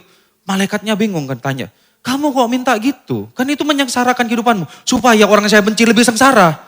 Istrinya kan bayangin tuh, dia dapat istri yang cerewet, berarti 2 kali lipat lebih cerewet dong. Iya kan? Seringkali kita gitu kan. Coba. Seringkali kita suka dengan ayat ini. Tuhan, pembalasan adalah hakmu. Aku ini anakmu Tuhan, balaskan dendamku. Hei, kekristenan itu bukan kayak sinetron azab, come on. Come on. Ini saya nggak janjian sama Pak Arifin. Ayatnya seperti itu tadi. Gak kayak sinetron azab. Yang harus kita renungkan adalah gini saudara. Tuhan mengejar kita sedemikian rupa. Bukan kita yang mengejar Tuhan pada dasarnya ya, pada dasarnya. Lagu tadi yang dinyanyikan oleh Stephen itu lagu dari saya waktu masih SMA itu sangat memberkati saya. Setiap hari kita harus membangun hubungan dengan Tuhan, mengejar hadirat Tuhan. Tapi yang membuat kita konsisten mengejar hadirat Tuhan karena kita sadar bahwa Tuhan yang lebih dulu mengejar saudara dan saya. Kemana Tuhan sampai mengejar kita? Dia mengejar kita sampai ke Golgota karena seharusnya kita ada di sana. Dia gantikan kita di sana. Dia kejar hidupmu. Hari ini, kalau kita semua dikejar oleh hadirat Tuhan, oleh kasih karunia Tuhan. All of our life, His goodness running after us. Apakah kita nggak mau memberikan kasih anugerah lain kepada orang? Coba, mari kita renungkan kehidupan kita. Masihkah kita menyimpan kepahitan? Masihkah kita menyimpan dendam? Kita simpen. Oh kok ya? Gak apa-apa sekarang. Aku gak ngelakuin apa-apa. Tapi aku simpen. Sampai masa waktunya tiba. Aku akan keluarkan untuk menjatuhkan kamu. Ada yang seperti itu? Demi kemurahan Allah yang hidup hari ini. Demi kasih karunia yang mengejar saudara hari ini. Biarkan kasih karunia juga nyata melalui kehidupan saudara. Yunus memang melihat Niniwe tidak pantas diampuni. Tetapi dia gagal melihat bahwa dia terlebih dahulu diampuni oleh Tuhan. Dia terlebih dahulu diampuni, disayang sama Tuhan. Dan bayangkan gini, Tuhan gak cari orang lain. Tuhan gak cari orang lain. Tuhan tetap datang pada Yunus. Dan Tuhan mau tetap berperkara sama Yunus. Karena begitu besar kasih Tuhan kepada Yunus. Bahkan menurut saya ya, kasih Tuhan lebih besar pada Yunus daripada Niniwe. Jauh lebih besar. Membangkang. Niniwe dikasih firman, langsung bertobat. Yunus dikasih pengalaman, gak bertobat. Gak bertobat. Hari ini saudara, saya gak tahu, ini berkecamuk dari kemarin ya dalam hati saya. Saya gak tahu berapa banyak di sini yang pernah mendengarkan, pernah didoain, pernah muncul dalam hatimu sebuah panggilan yang Tuhan taruh dalam kehidupanmu. Siapapun saudara, saudara mencoba tekan sedemikian rupa karena saudara ngerasa bahwa aku gak layak. Aku tak lupa Noe lah masalah ini. Kayaknya aku gak sanggup deh. Aku gak tahu mesti cara gimana. Tetapi saudara dengan segala ini ya, dengan segala pergulatan dalam hatimu, dalam segala pergumulan dalam hatimu. Tapi tetap ada panggilan itu dalam kehidupanmu. Panggilan itu ngejar saudara. Siapapun saudara, Tuhan gak pernah ganti hidupmu. Tuhan gak pernah ganti hidupmu. Tuhan masih mau pakai hidupmu. Bukan mau masih. Tuhan terus memakai kehidupanmu. Hari ini, maukah engkau memberikan hidupmu pada Tuhan? Ini berkecamuk dari kemarin, saya sampaikan aja. Saya kira akan lupa, tetapi hari ini saya ingat lagi. Anyway, berarti ini untuk saudara. Saya nggak tahu siapapun saudara. Saya tidak melihat bahwa saudara pakai baju kuning, pakai baju merah. Saya tidak lihat itu. Tapi ini yang ada, yang Tuhan taruh dalam hati saya. Itu untuk saudara. Tuhan nggak pernah ganti saudara. Tuhan nggak pernah ganti saudara. Tuhan mengejar saudara dengan panggilannya. Tuhan mengejar saudara dengan kasihnya. So hari ini, minggu lalu, Pastor Daniel Yanuar ngomong seperti ini kan. Anugerah itu apa sih? Anugerah adalah kemampuan yang diberikan oleh Tuhan pada kita. Yang memampukan kita untuk melakukan apa yang tidak mampu kita lakukan. Coba renungkan. Kenapa sih kita tidak bisa merasakan anugerah Tuhan? Anugerah Tuhan itu damai sejahtera, sukacita dalam kehidupan kita, kekuatan. Kenapa sih kita tidak mendapatkan anugerah Tuhan? Kemungkinan. Alasannya, karena kita lebih memilih hidup dalam kepahitan. Karena hidup dalam kepahitan tidak membutuhkan anugerah Tuhan. Hidup dalam kepahitan hanya butuhkan ketinggian hati. Pertahanono wes, ego kita hidup dalam kepahitan. Tapi kalau kita mau hidup dalam pengampunan, justru anugerah Tuhan nyata. His goodness running after you. Dia mengejar saudara. Ini yang Kristus kerjakan dalam kehidupan kita saudara. Dia datang bukan untuk menghakimi kita. Dia datang bukan untuk menyatakan murka Allah dalam kehidupan kita. Dia datang bukan untuk memberikan penghukuman pada kita. Justru Kristus datang untuk mendapatkan penghakiman dari apa yang sudah kita lakukan. Justru Kristus datang untuk menerima cawan murka Allah. Kristus datang justru untuk menerima penghukuman yang harusnya kita terima. Kristus jauh lebih indah dan jauh lebih hebat dari Yunus. Yunus rela mati supaya orang lain mendapatkan murka Allah. Tetapi Kristus, dia rela mati supaya kita mendapatkan pertobatan dan mendapatkan anugerah Tuhan. Hari ini saudara, listen to me. Ada satu hamba Tuhan yang ngomong seperti ini saudara. Dustin Bench ngomong seperti ini. Pengampunan yang kita berikan pada sesama kita tidak akan pernah melebihi besarnya pengampunan yang Tuhan berikan kepada kita.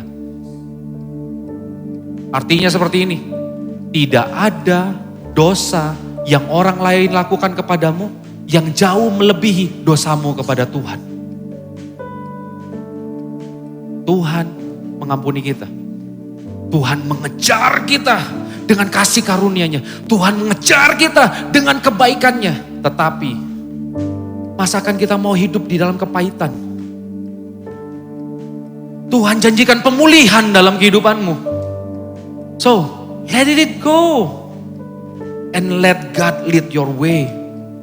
Saya yakin tidak ada satupun hubungan yang tidak bisa dipulihkan oleh Tuhan.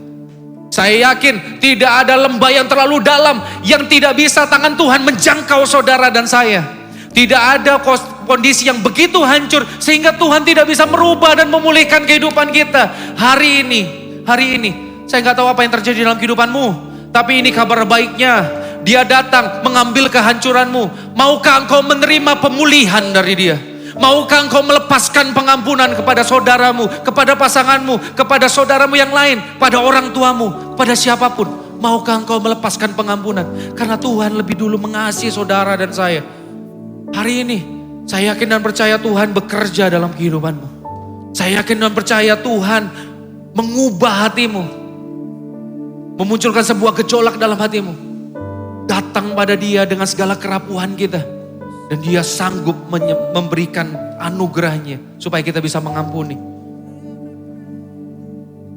So, pertanyaan yang sama mampir dalam kehidupan kita hari ini. Layakkah kita marah? Layakkah kita marah setelah kita tahu Tuhan lebih dahulu mengampuni kita? Layakkah kita marah setelah kita tahu kita merasakan kasih Tuhan dan pemeliharaan Tuhan dalam kehidupan kita? Layakkah kita marah setelah kita tahu bahwa Tuhan mengejar kita sedemikian rupa dengan kasih setia-Nya? Let His love change our heart. Then through your life, His love will reveal and change the world. Ini yang Tuhan berikan dalam kehidupan kita. Pikirkan ini. Things above. Apa yang Yesus lakukan lebih gila. Lebih luar biasa dari apa yang pernah kita pikirkan. Hari ini Tuhan tidak menciptakan kita hidup dalam kepahitan. Kita rentan untuk membuat orang lain hancur dan kita rentan juga dibuat hancur oleh orang lain. Tetapi Yesus yang sama sekali tidak bisa hancur sebenarnya. Dia tinggalkan semua untuk saudara dan saya. Mari tundukkan kepala.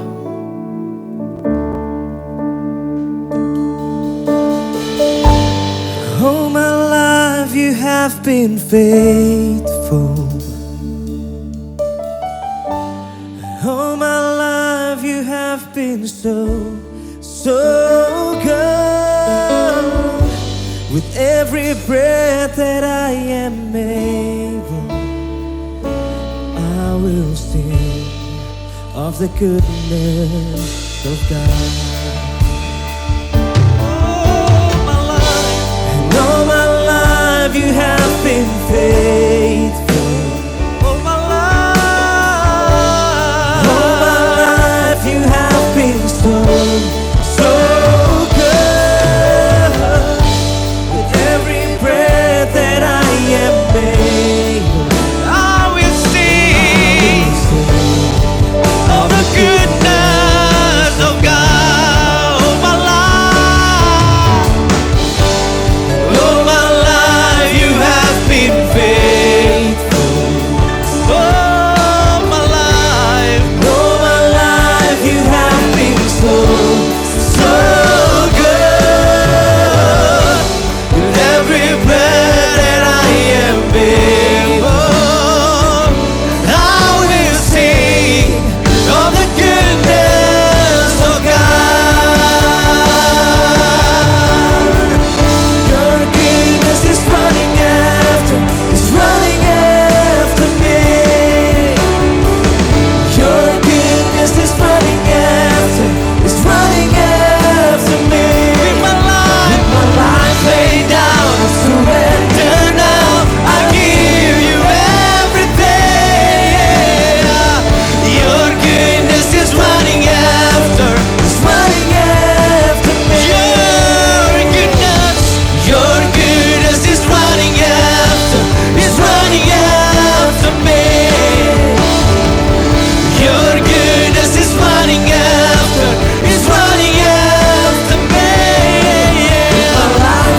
down, I surrender now.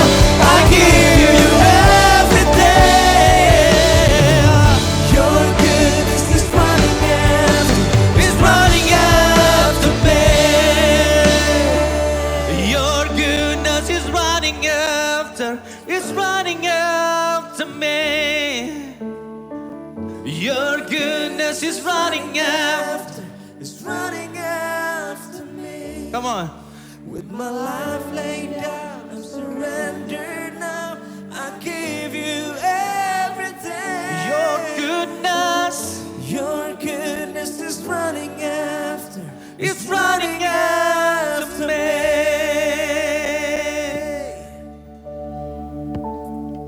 Kasih hidupmu, seluruh kehidupanmu pada Tuhan. Termasuk kerapuhan dan kehancuran hatimu hari ini. Tidak ada luka yang tidak bisa Tuhan sembuhkan. Tidak ada kehancuran yang tidak bisa Tuhan pulihkan.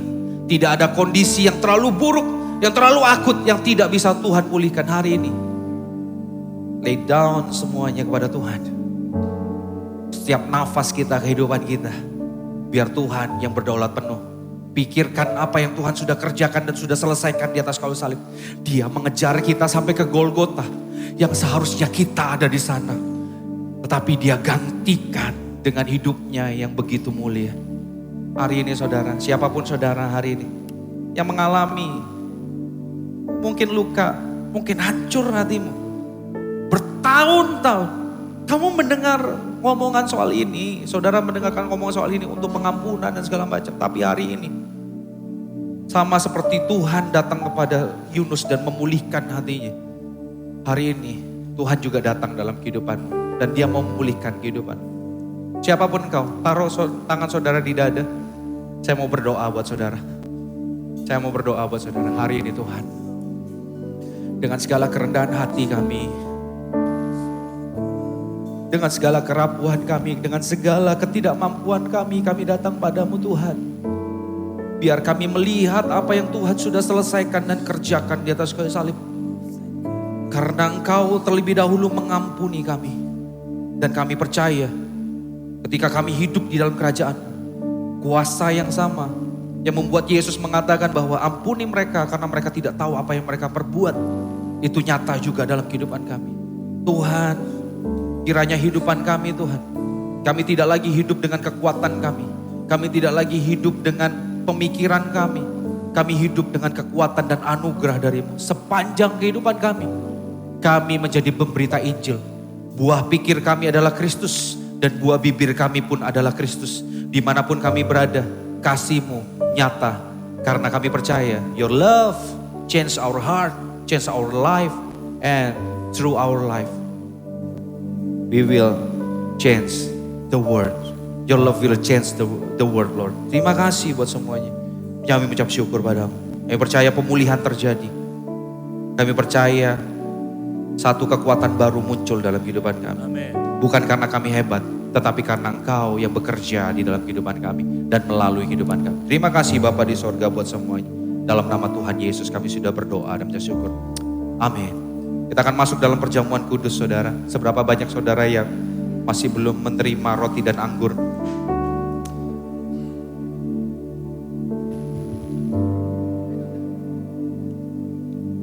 Saudara bisa angkat tangan jika masih belum menerima roti dan anggur. Rekan-rekan asyar akan melayani saudara sampai saudara dilayani dengan baik. Saya rasa sudah menerima dan terlayani semua dengan baik. Terima kasih rekan-rekan asyar. Ini bukti Tuhan mengejar kita dengan kasih karunia-Nya. Ini bukti bahwa kalau kita memperingati sampai sekarang tentang tubuh dan darah Kristus, ini bukan sebuah kewajiban di dalam kepercayaan kita, kepercayaan Kristiani. Kenapa Tuhan Yesus mengatakan bahwa ingatlah, menjadikan peringatan akan datang. Justru disinilah letak kekuatan Allah. Kekuatan untuk kita mengampuni, kekuatan untuk kita terus melayani Tuhan dengan segenap hati kita. Nyata di sini. Mari sama-sama angkat roti di tangan kanan kita. Pada malam sebelum Yesus diserahkan, dia mengambil roti dan mengucap syukur. Dan dia memecah-mecahkan dan dia berkata, inilah tubuhku yang telah dipecah-pecahkan oleh karena kamu. Perbuatlah ini sebagai peringatan akan aku. Tubuhnya dipecahkan supaya hubungan kita yang terpecah dengan Allah Bapa di sorga disatukan kembali melalui kehidupannya. Bukankah roti yang di atasnya kita naikkan ucapan syukur ini adalah persekutuan kita dengan tubuh Kristus? Sama-sama kita makan dalam nama Tuhan Yesus.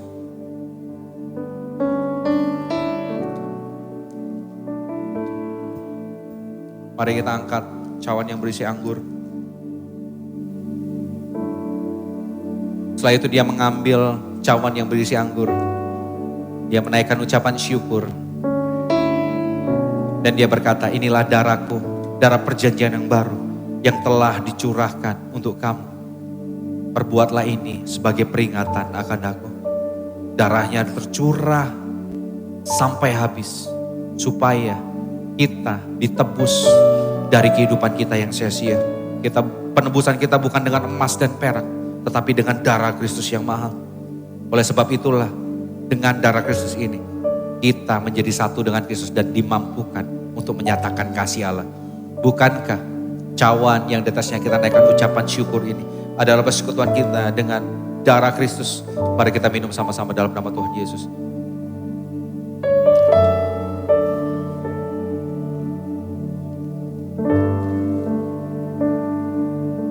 Mari kita naikkan ucapan syukur pada Tuhan. Terima kasih Tuhan, terima kasih Tuhan. Terima kasih Tuhan buat semuanya. Terima kasih Tuhan buat semuanya. Terima kasih buat karya-Mu. Terima kasih Tuhan buat karya-Mu.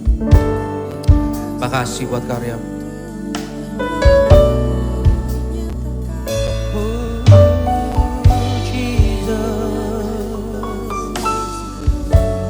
Oh Jesus, terima kasih Tuhan.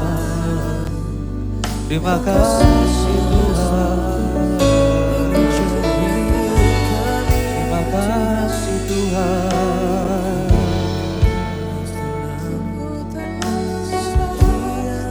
Dengan anugerah-Mu kami berdiri di depan tahta kasih karunia-Mu. Kami menyatakan hidup kami bukanlah kami lagi, tetapi Kristus yang hidup dalam kehidupan kami.